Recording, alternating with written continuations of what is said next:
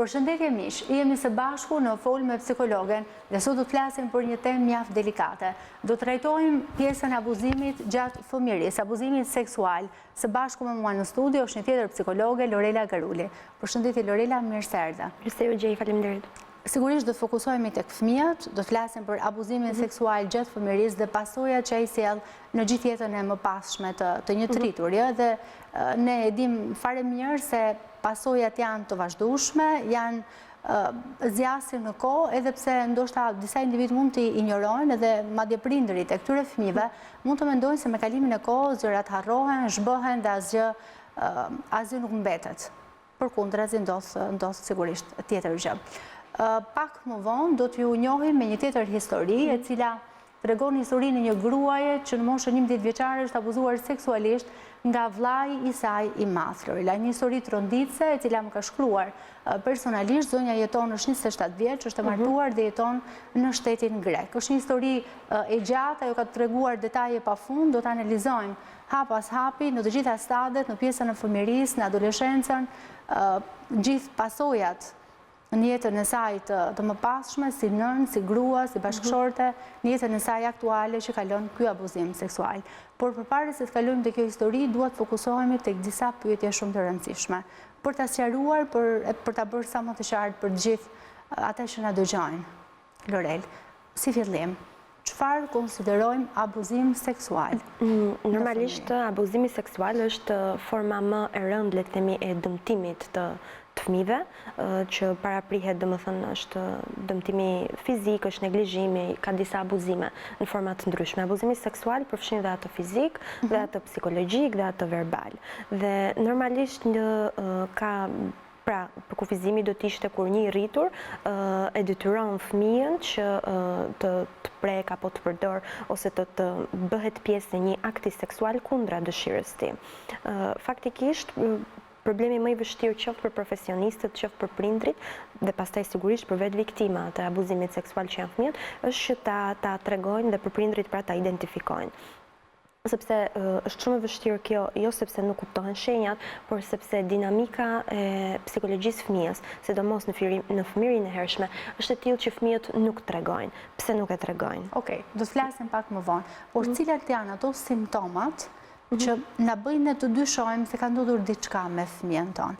Pra, një fëmijë i abuzuar ka disa simptoma që ai mund të shfaq, që mund ta çojnë prindin dhe ne që jemi Identifikimi dhe evidentimi i episodit, domethënë, pastaj është ndryshe edhe, le të themi, nëse është një episod që ka shumë kohë që ka ndodhur, do të ishte më e vështirë të identifikohej fizikisht, le të themi, dhe nga aspekti mjekësor, ndryshe në rast se do të ishte pastaj një abuzim kronik i vazhdueshëm. Ajo që ndodh është që duke qenë që prek shumë sfera të shëndetit të fëmijës, janë një sër profesionistës që mund ta kuptojnë, ta evidentojnë, duke nisur pra që nga mjekët, që nga pediatrët, që nga ginekologët, nëse do të ishte një vajzë e abuzuar, pastaj ajo që prindja apo psikologu mund të kuptojë, sepse ne për këtë flasim, është që patjetër ka një sër sjelljesh që fëmia i shfaq, që do të thotë, si në aspektin fizik, pra fëmia papritur mund të ketë shumë bezdi apo shumë problem ta prekësh, pra kontaktin fizik, sepse mund të krijojë një lloj ndjenjë neverie normalisht, ka sjellje regresive. Pra, do të jetë një fëmijë që do të shfaq sjellje për një moshë më të ulët kronologjike nga ajo që ai është. Është një fëmijë që mund të urinojë në shtrat, është një fëmijë që mund të ketë makte gjatë natës, është një fëmijë që papritur ndron ritmin e tij, le të themi, demotivohet, nuk do të shkojë më në shkollë, nuk ka më oreks, nuk ka qejf të integrohet në marrëdhënie sociale. Do të jetë një fëmijë që mund ta shfaq ankthin në të kundërt, pra në vend që të ketë bezdi, le të themi, nga kontakti fizik, mund të jetë një fëmijë që mund të fillojë të shfaq sjellje seksuale më të larta se sa i takojnë. Mund të fillojë të masturbohet më shumë, më shpesh në publik. Pra janë një sër sjelljesh që prindi dhe psikologu mund t'i kuptojnë në një farë mënyre. Lorela, në pjesën më të madhe të rasteve të abuzimeve të fëmijëve ka rezultuar se fëmijët nuk e rrëfejnë ato që ka ndodhur, nuk e tregojnë, madje as prindërve të tyre, as familjes së tyre.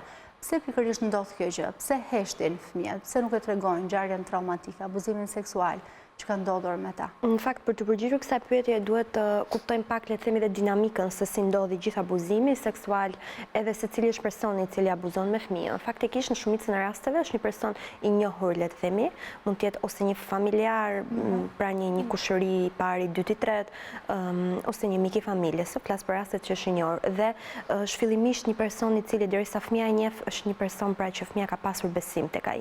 E dyta dhe kryesorja është që fëmijët nuk e tregojnë abuzimin seksual sepse ata ndihen të kërcënuar dhe ndihen fajtor. Pra ky është pikërisht mekanizmi psikologjik, le të themi, kyç që abuzuesit e din shumë mirë dhe e përdorin për të ushtruar trysni dhe presion tek fëmijët që nëse ti do t'ia thuash mamit ose babit apo një personi tjetër, ata do të mendojnë që e ke ti fajin, do të shortojnë dhe do të ndëshkojnë sepse ti më provokove, ti erdhe etj etj. Pra është një lloj dinamike shumë e çuditshme, sigurisht anormale, që abuzuesit janë manipulator përkundrejt fëmijëve dhe ky është motivi kryesor. Prandaj dhe pjesa kryesore e terapisë pasi fëmijët kanë shkarkuar gjithë pjesën e traumës është që t'i shpjegohet dhe të binden që nuk janë ata fajtor, por janë viktima për atë që i ka ndodhur. Cilat janë pasojat e abuzimit seksual në fëmijëri? Cilat mund të jenë disa nga pasojat që mund të zgjasin në kohë? Atyre që nuk janë trajtuar, sigurisht atyre që janë lënë. Edhe në rastet që trajtohen, kjo kërkon një ekspertizë shumë të mirë, profesionistë shumë të mirë dhe trajtimi i rasteve të fëmijëve të abuzuar përfshin dhe familjen, pra duhet i gjithë sistemi duhet ku jeton fëmia ndërhyet.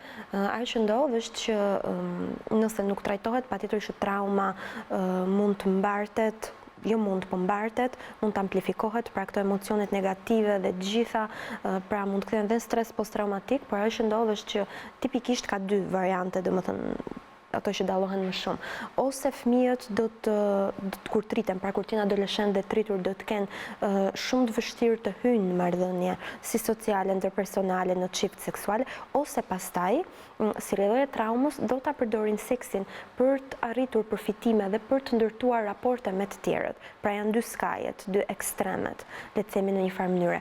Që këto janë ato që pasojnë, sepse patjetër që me gjithë ato shenjat që ne renditëm në fillim dhe simptomat, janë fëmijë që do të kenë humor depresiv, pastaj që do të shoqërohet dhe kur të jenë tritur, patjetër, anksioz, po vetbesim shumë të ulët, izolim mbase me shumë mundësi, ndjenja vetvrasëse, mund të jenë tentativa, pra mund të jenë tentativa vetvrasëse për t'i bërë keq vetes, sepse kanë dhe këto ndjenjat e fajit, pra në një farë mënyre.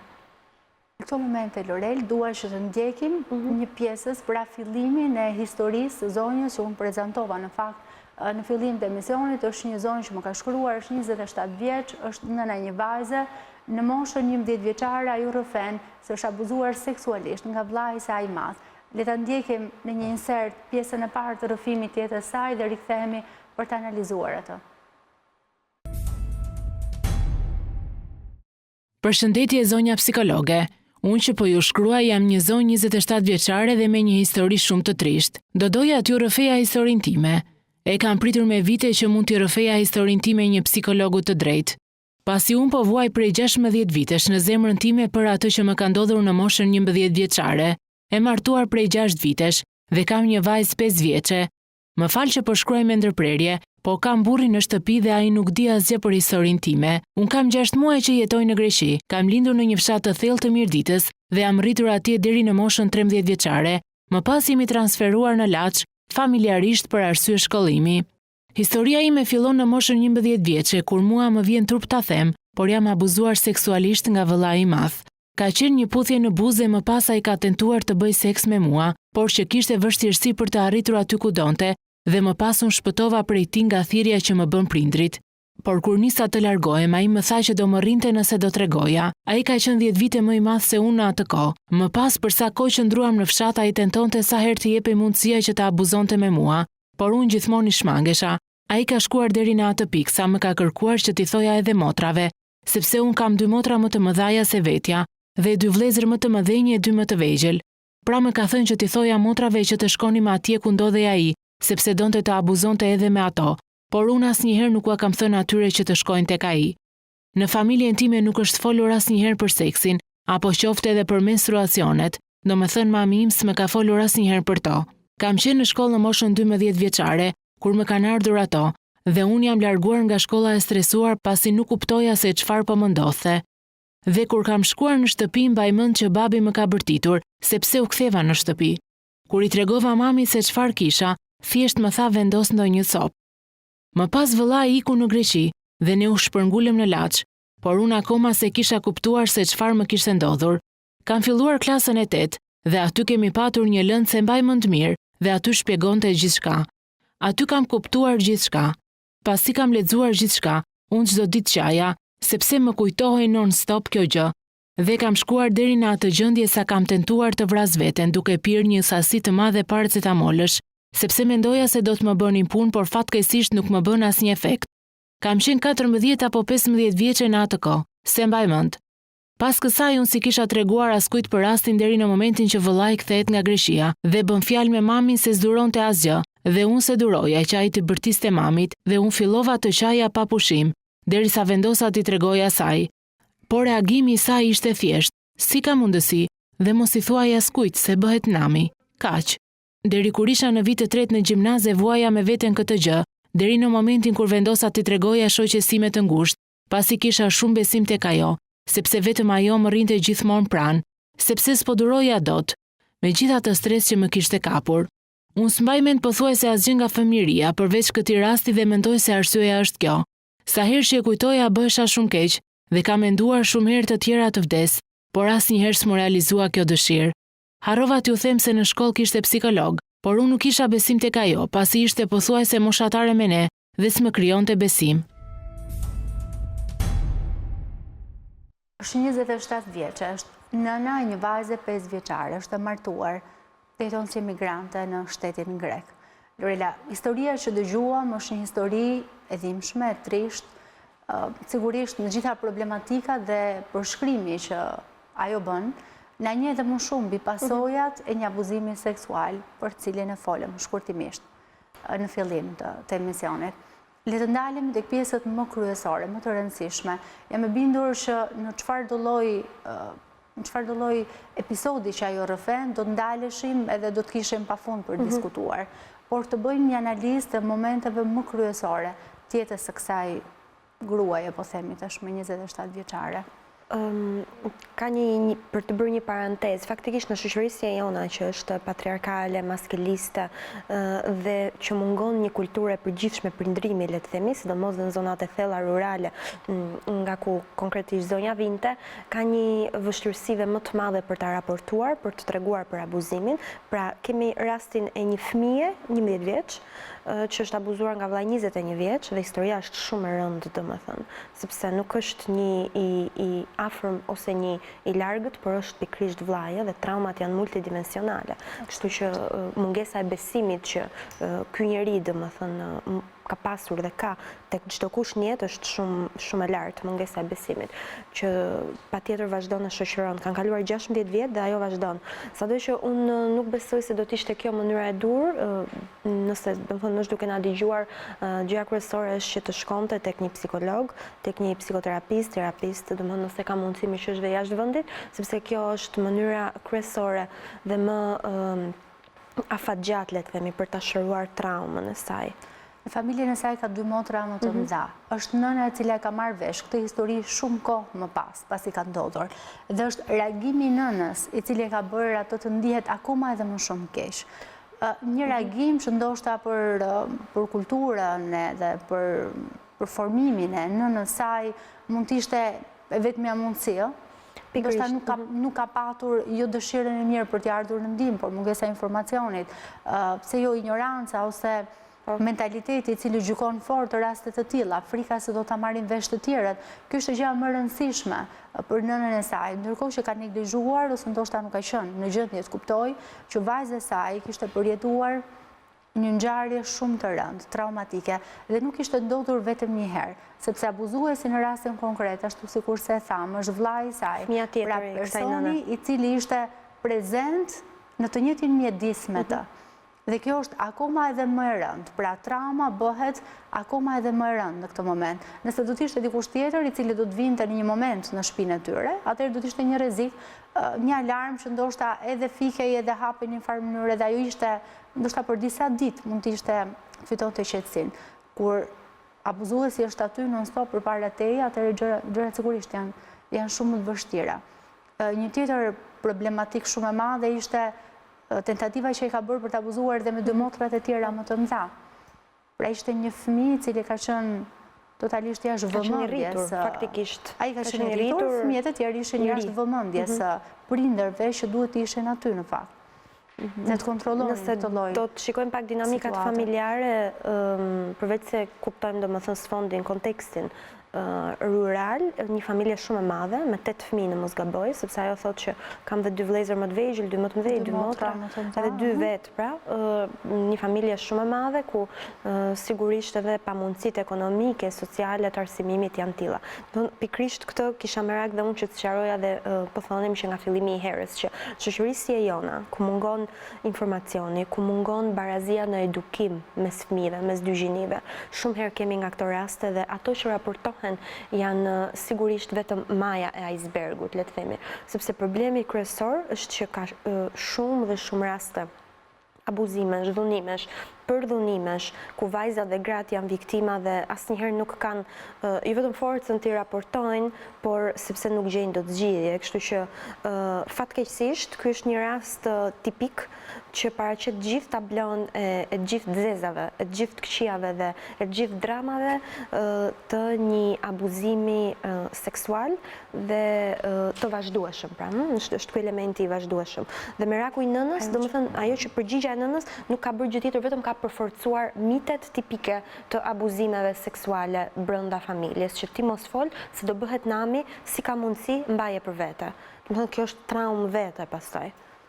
Ajo që është konstante, ajo që përsëritet dhe ripërsëritet verbalisht për i saj, ajo që për fat të keq konsiderohet një dëshirë që ende nuk ka ndodhur, pra mos ekzistenca. Ajo ka bërë një herë tentativë dhe ka dashur disa herë, thotë, të bëjë dhe tentativa tjera, të cilat për fat të mirë kanë rezultuar të dështuara për të vetë vrarë, për të kryer një sjellje vetvrasëse, siç ajo që ka paraqitur në fakt edhe me pirjen e një sasie të lartë paracetamolësh. Ajo që ne thamë, që shoqëron më pas abuzimin seksual, tentativat, po humori depresiv, ankthi, tentativat vetvrasëse dhe kanë kaluar pjesën e trajtimit ndoshta. Kjo është një nga ato simptomat më të rënda që kanë zgjatur për kaq shumë vite në kohë, që është një alarm i fortë për ta çuar. Është një nga traumat më të rënda, ne e dimë shumë mirë për nga fatkeqësisht, për nga mënyra se si funksionon natyra njerëzore dhe psikologjia e tij. Traumat që vijnë nga që shkaktohen nga njerëzit janë disa herë më të rënda sesa traumat që mund shkaktohen nga një aksident apo nga shkaqe natyrore, dhe sa më i afërt të jetë pastaj personi që na e ka shkaktuar traumën, aq më e vështirë është që ajo të trajtohet dhe të kurohet. Njëkohësisht kishim edhe këto elementet e amnezisë, që nuk i përmendëm tek simptomat, që ca gjëra nuk i mban mend vitet kur ka ndodhur ose nuk kujton ngjarjet e fëmirisë. Sepse ajo që ndodh është që pandërgjeshmja jonë për nga mënyra se si funksionon, pra, ka tendencën të represoj, të shtyp dhe kujtimet e tjera që nuk janë traumatike bashkë me ato traumatike, sepse nuk i përballon dot. Ajo që mua më shqetëson është fakti që kjo vajzë, kjo grua 27 vjeçare, është nëna e një vajze të vogël 5 vjeçare. Dhe gjithë situata e përjetuar brenda saj nuk mundet se si të mos reflektohet, mendoj edhe në të shënurit nën, në këtë lloj roli kaq të rëndësishëm që ajo ka tashmë. Por do dëgjojmë një pjesë tjetër tashmë, duke kaluar nga faza e fëmijërisë, nuk mbaron këtu, i gjithë kalvari i vuajtjeve të saj, edhe ngjarjeve të tjera traumatike të ndodhura për fat të keq në vazhdimsi. Le të ndjekim një tjetër moment nga jeta e saj, nga dhuna në familje dhe nga gjithë backgroundi familjar që ajo rrëfen në familjen e saj. Unë jam rritur në një familje ku babi dhunonte mamin edhe për gjërat më të vogla, dhe kjo dhunë ka vazhduar deri në moshën 15 vjeçe. Kam patur shumë kërkesa për fejes, po duke qenë se isha motra e vogël, prindrit më thonin që pa martuar të mëdhajat, nuk mund të martojmë të voglën. Ka patur raste që kur vinin për motrën e madhe, shkuesi thoshte se do ju kthejnë përgjigje, por më pas i thonin babit se duam të voglën, pasi më kishin parë kur isha në shkollë dhe kjo gjë më ishte bërë shumë e mërzitshme. Më pas në moshën 20 vjeçare jam fejuar dhe kam ndenjur gati 9 muaj e fejuar, më pas jam martuar. Si fillim, nga që doja vetëm një arsye që të largohesha nga ajo shtëpi, kur erdhi djali, tani burri, mendoja se isha e dashuruar me të pavarësisht se prap motrat ishin të pafejuara dhe ai ishte 14 vjet më i madh. Unë prap vendosa të fejohem me të, dhe pse prindrit ishin kundër për shkak të moshës, por arsyeja gjithmonë ishte të largohesha sa më parë nga ajo shtëpi dhe e dyta që mendoja se ju kisha zënë fatin motrave.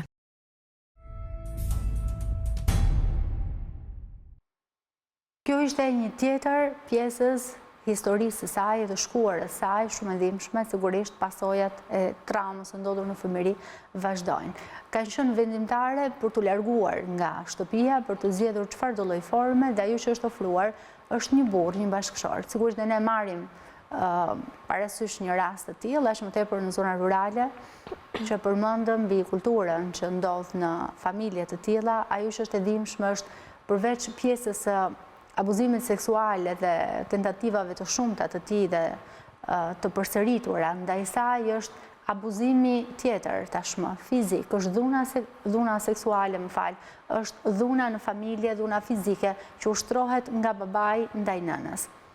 Pra kalojmë nga një traumë në një tjetër traumë. Ndoshta tek e para ishte protagoniste, por edhe në rastin konkret sigurisht është fëmia që shikon dëshmitare dhe sigurisht ne dim shumë mirë se sa e rëndë është për një fëmijë jo vetëm të marrë si model dhunën në familje, por ta përjetojë atë, të jetë dëshmitari i dhunimit të nënës saj.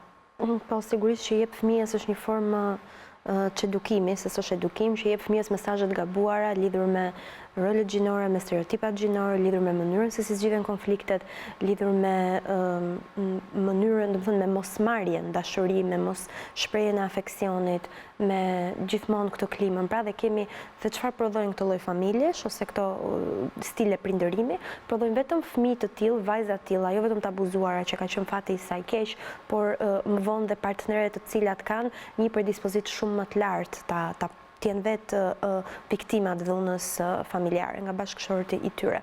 Pra, i jepet mesazhi fëmijëve, vajzave domethënë, që kjo është mënyra normale e sjelljes dhe e komportimit në familje dhe që ato duhet mësohen ta durojnë, ta gëlltisin, ta suportojnë dhunën. Domethënë, pafund mesazhe të gabuara dhe që çon pastaj në këto jetë të palumtura traumatike.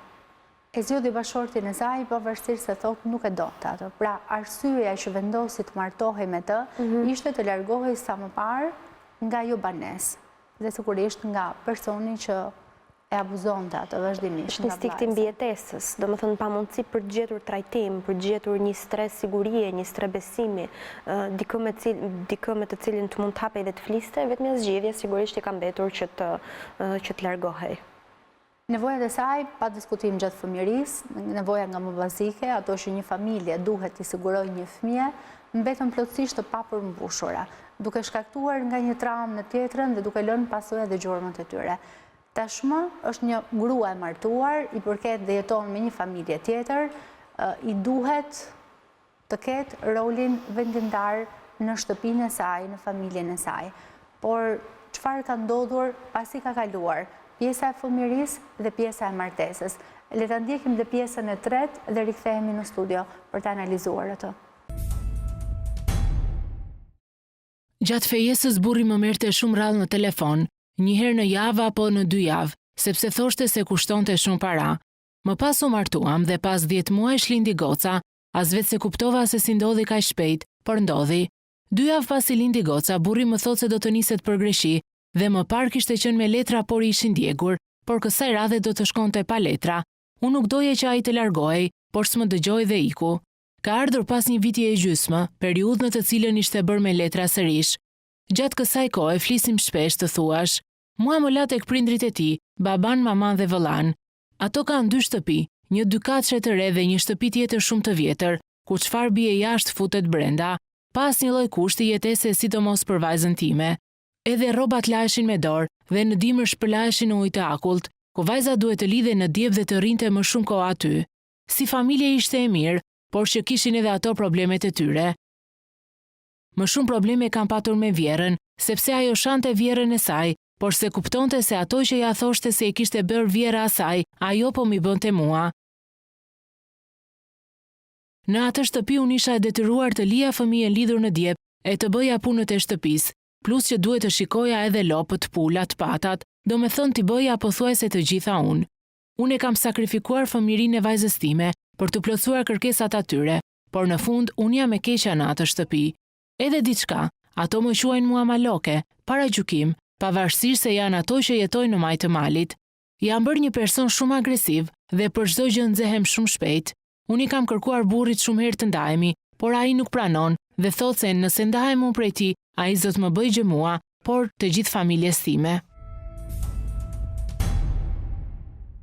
Kjo ishte situata aktuale në cilën po jeton kjo vajzë, kjo gruaj 27 vjeçare. Pra pasojat e një vendimi të marrë në nxitimin sipër për të shpëtuar me atë instiktin e mbjetesës Lorel, por që sigurisht nga njëra situatë vështirë në një tjetër ka përfunduar në një tjetër situatë po kaq të vështirë, sa që kishte në familjen e saj.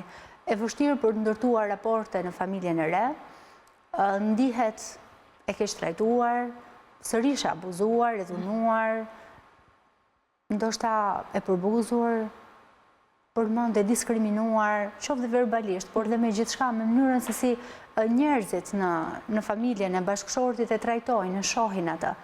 Pra ajo nevoja sërish e papërmbushur për të ndjerë e sigurt, e mbrojtur, e dashur, e pranuar.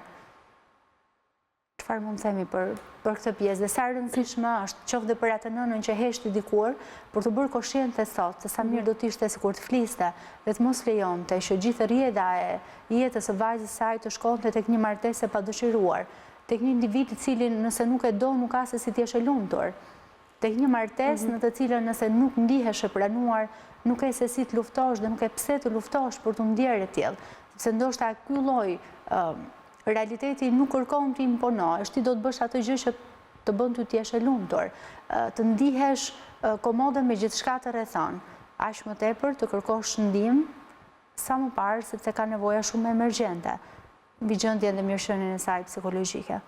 Po gjithë historia e jetës saj duket, domethënë që nga familja origjinë dhe te kjo familje që ka krijuar sot, duket si nga shi umbreshur, pra me shpresën për t'i shpëtuar atyre traumave i rinisin i hapen plag të reja. Po në këtë rast përgjegjësia është më e madhe sepse rrezikojmë që, domethënë rrezikohet që të trashëgohet, le të themi, pra dhe tek modeli që po jep tek vajza e saj. Kështu që ajo që ndodh nëse në thelb, le të themi, të problemit, që nga fillimi, në gjenezë të saj do të ishte ai edukimi i mirë i vajzave, i grave. Problemi është që jemi shumë vonë për këtë gjë, sepse jemi përpara këtij fakti. Unë vazhdoj të theksoj dhe të mendoj atë që thash edhe më parë, më lart, që do të ishte shumë e domosdoshme që atë këshillohej me një terapist të shëndetit mendor për të parandaluar ndonjë dramë tjetër të mundshme dhe për të marrë më tej dhe vendimin e dur. Domethënë jemi shumë mbrapa në thonjza, le të themi, trajtimit që ky rast do të kishte nevojë, sepse duhet normalisht që të nxirret ajo trauma, bëhet ai lavazhi, pra të tregohet çdo gjë, trofehet dhe pastaj që të tentojmë mbi pikat e forta të këtij personaliteti të rindërtojmë ato kornizat e shëndetshme dhe ta ndihmojmë për të ndërtuar raporte me të tjerët, por dhe për të mos rënë më pre e dhunës e abuzimit, sepse personalitetet të tilla, me trauma të tilla, kanë tendencën pra që të bien vazhdimisht pre e formave të ndryshme të abuzimit. E kemi tipikisht, pra nga një formë abuzimi seksual shumë të rënd, ajo ka rënë pre, le të themi, një martesë të palumtur e një burri që e kërcënon, prap kemi një patriarkalizëm të shprehur ndryshe, që nuk ka investuar fare emocionalisht këtu, fare për nga afeksioni, që nuk ka dashur t'ia di fare që në fillim të ndërtimit të marrëdhënies, që shikon partneren thjesht si një person i cili do kryej disa detyra të caktuara familjare, shtëpiake, me një diapazon pra të kufizuar përkundrejt saj, 14 vjet më i madh, pra ajo ka qenë, mos gaboj, 15-16, i bie që ai ka qenë 40 vjeç. Më falni, 30, pra 14 më madh, 30 vjeç. Dhe ne e dim shumë mirë që në një moshë caktuar 14 vite janë shumë, sepse janë dy mosha të ndryshme, pra. Është një adoleshent dhe është një i ri, një person i rritur. Kështu që në këtë sens për të parandaluar këtë, Ne inkurajojmë, unë besoj se ti inkurajon gjithë rastet që të shprehen këtu, sepse në një farë mënyre dhe për t'i dhënë zë dhe jehon dhe të tjerëve që e kanë këtë problem, por nuk është vetëm kjo mënyra e duhur. Mënyra e duhur do të ishte që t'i drejtoj një profesionisti dhe të kishte takime të rregullta me të, dhe sigurisht që e pret një rrugë gjatë, le të themi, me shumë durim, me shumë përpjekje, sepse nuk është e lehtë. Kjo zonjë, Lorela më ka shkruar përpara disa kohësh, dhe gjatë gjithë këtyre episodeve të fol me psikologen, ku unë e kam shtyrë trajtimin e këtij rasti, ajo më ka shkruar me 10 herë. E kam dëgjuar me shumë vëmendje, thoshte emisionin, dhe akoma nuk e ke trajtuar rastin tim. Të lutem fol për këtë rast, sepse unë dua të dëgjoj se çfarë mendojnë të tjerët, se çfarë mendon një psikolog, disa psikologe për jetën time dhe fundja edhe për atë që unë duhet të bëj në këto momente. Ajo që ishte shumë e rëndësishme për të, ishte dikush të dëgjonte, të rrëfente për herë të parë historinë e jetës saj, pjesën më të dhimbshme, dhe cilën nuk ishte guxuar t'ia thoshte kujt, për shkak të paragjykimit, për shkak të frikës, edhe gjithçka tjetër që mund të ndodhte më pas në jetën e saj. Ndodhet një moment shumë i vështirë, Lorela. Ka shumë dëshirë që t'japi fund martesës, sepse njeriu me cilin jeton nuk e do. Nga ana tjetër, përballet pothuajse me një rast të ngjashëm, edhe pothuajse të përafërt të presionit dhe të dhunës ushtruar ndaj saj për të shpëtuar nga dhunuesi. Në rastin konkret, ajo thotë që bashkëshorti i ushtron presion dhe kërcënon, se nëse ajo largohet, divorcohet prej tij, atëherë ai do ta ndëshkojë atë dhe familjen e saj. Dhe kjo ja bën edhe më të vështirë, dhe duke pasur parasysh gjithë backgroundin, gjithë të shkuarën e saj, mënyra se si është trajtuar, si është rritur, trauma që ne shpjeguam deri më tani, sigurisht është e vështirë të bindet dhe të marrë një vendim. Çështja është që vulnerabiliteti që kanë viktima të tilla, domethënë të traumave, nuk ja lehtëson shumë ndërtimin e një jete të pavarur. Çfarë do të thotë kjo? Sepse vështirësitë dhe problematikat vijnë gjitha zinxhir njëra pas tjetrës. Nëse duke qenë që është fejuar, është martuar 15-16 vjeçe, ajo nuk është shkolluar me siguri, pra nuk ka një profesion. Mirëpo nëse s'ka një profesion, nuk punon dot.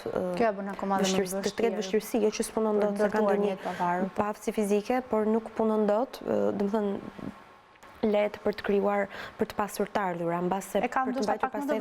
Po, e ka pak më të vështirë. Duke qenë që në këtë sens, mbase nuk di ku të kërkojë, nuk di ku të drejtohet. Pra është larguar nga familja origjinë në fshat dhe është emigrante. Praktikisht nëse do të kthehet në Shqipëri, le të themi, po hipotetizojmë tani, ku do të shkojë ajo dhe ku do të jetojë. Unë jam e bindur që nuk do që të kthehet jetojë atje ku ka qenë, sepse dhe mundësitë e punësimit ose krijimit një jete të re janë të kufizuara dhe nuk besoj se ja lehtësojnë këtë gjë. Prandaj është kaq rasti komplikuar dhe i vështirë, megjithatë neve nuk na takon të jemi kaq pesimist, do të jemi realist. Ka një motiv shumë të fortë, Lorela, ka vajzën e saj për të thotë se për atë jeton. Pra është motiv shumë i fortë. Është motiv shumë i fortë, shumë i bukur. Për të luftuar, ndoshta edhe për të kërkuar, pse jo, për ta përmirësuar situatën e saj. Është sensi i vazhdimësisë jetës, ka një vajzë dhe patjetër që është një motiv shumë i rëndësishëm që besoj që asaj të jep forcë të paktën për tu përpjekur për të gjetur zgjidhje. Këshilla ku ne të dyja bëhemi bashkë sot për t'i dhënë fund edhe gjithë analizës së rastit të saj, sigurisht është shumë pak nga sa u fol, por koha është e kufizuar, mund të qëndronim për orë të tëra për të folur për historinë e gjatë të saj. Ama këshilla që na bën bashkë në këtë emision, të cilën unë do doja t'ja përcjellnim të dyja bashkë, ishte me emergjencë duhet të kërkojë ndihmë profesionale. Takime të vazhdueshme, të rregullta me një psikolog klinicistë, sepse sa më shumë kohë kalon, aq më vështirë bëhet që trauma të rikuperohet, që individi të rikuperohet dhe ndoshta të jetë në gjendje më pas të rikthehet normalitetit. Të integrohet. Ta themi kështu, të integrohet edhe të ketë atë fuqinë e ndjerë në kohë se e ka humbur, edhe atë sigurinë dhe bindjen që ai është individ që vlen jashtëzakonisht shumë, edhe që duhet të ketë me pa diskutim dëshirën për të jetuar, sepse e thoshte edhe përsëriste kjo është problematika që unë hasa më e madhja në fakt, në atë që ajo shprehte, në mënyrën se si ndihej. Motivi absolutisht më i fortë që do ta bënte të luftonte dhe të vazhdonte jetën, që është nëna e një vajze, pra nuk është vetëm, sigurisht, ka një arsye madhore për të luftuar edhe për të shkuar tek psikologu.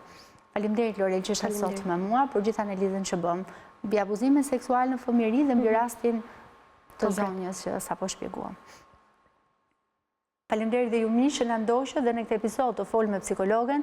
Si gjithmonë mund të na ndiqni në YouTube, në kanalin e Gazetas Shqiptare dhe çdo të mërkur, ora 21 në Radio Shqiptare. Bashkë do ndahemi këtu. Mirupafshim.